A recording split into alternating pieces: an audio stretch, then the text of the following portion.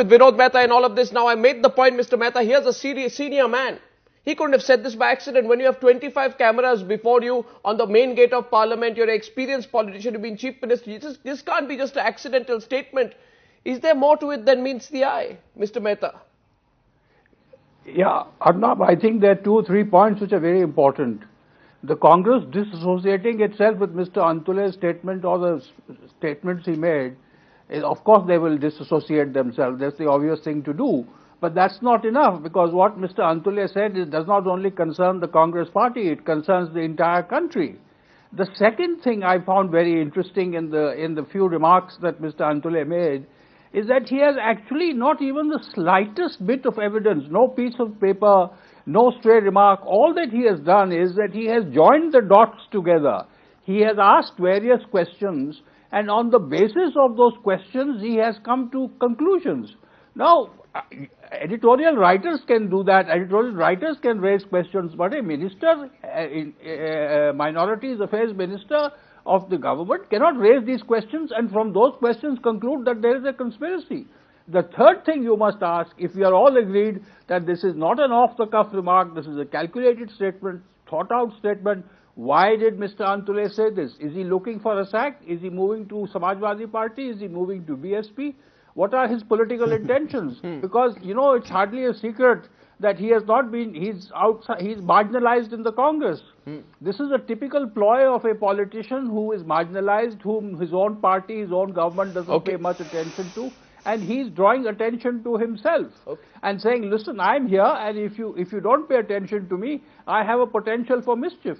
This is mischief, pure and simple. But the question is, why is Mr. Antulay doing it? He could be doing it because either he's quitting the Congress or he's drawing attention of the Congress to say, listen, you can't treat me as a complete outsider and a non-entity. Right, okay. Mr. Padgaonkar, do you accept the position Abhishek Manu Singhvi has taken? That we've distanced ourselves, we don't agree with him. But the point is, this man continues to be in the cabinet after this. If he can make such an irresponsible statement, he can say something worse tomorrow and be seen as the voice of the government.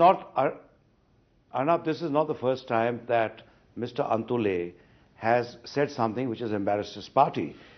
In 2006, he went on record to say that Hindus posing as Muslims were responsible for the Nanded blasts in order to later on blame the Muslims.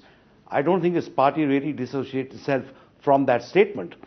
Later on, a year later, speaking in Aligarh, he said his party was also responsible for the plight of Muslims in the country. So Mr. Antulay is no stranger to controversy. What he's done today defies common sense, because as a senior cabinet minister, he ought to have known 3 things.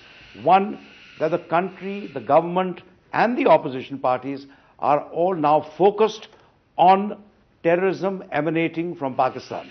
He has introduced an element of doubt in that. Secondly, at a time when, in fits and starts, the Congress and the opposition parties led by the BJP were trying to evolve some kind of a consensus on how to meet the terror threat, again, he's cast it out. And thirdly, let me remind you that after the Mumbai blast, Muslim organizations across the country were one with the nation to say terrorism has to be rooted out, and the epicenter of terrorism is Pakistan. I think Mr. Antulay has compromised all these positions. Now you see, before I come to you, Bharat Kumar Raut, I'm going to just go back once again to Abhishek Manu Singh. We are seeing the nature of the debate. My only simple question to you, why is Antulay so important, Mr. Singhvi, that after having embarrassed the government at a sensitive time like this, it's like a slap in the face of the government and the people of this country, and it's like providing an argument to the ISI. Why is he being retained in the cabinet? Why is he so important? He was seen to be a political indispensable till before he made this comment.